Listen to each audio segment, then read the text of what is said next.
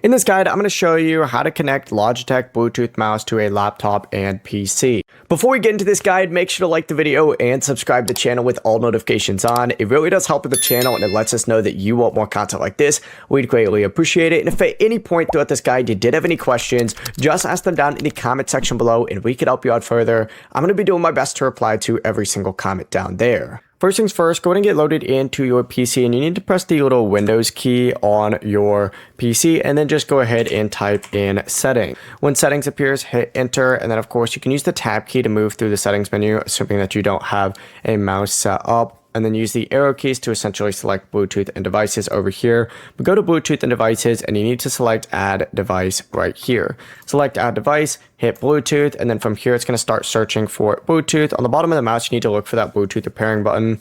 Go ahead and press that down. Some of these are going to have multiple connection slots like 1, 2, and 3. Just press the button for the slot that you want to use.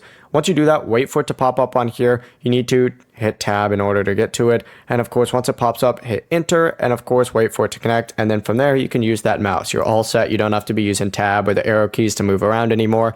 Or if you had another mouse already plugged in, you could just have used that. Probably make your life a little bit easier. Before you leave this guide, make sure to like the video and subscribe to the channel with all notifications on. It really does help the channel and it lets us know that you want more content like this. We'd greatly appreciate it. And if at any point throughout this guide you did have any questions, once again, ask them down in the comment section below and we can help you out further. I'm going to be doing my best to reply to every single comment down there. Have a great rest of your day though.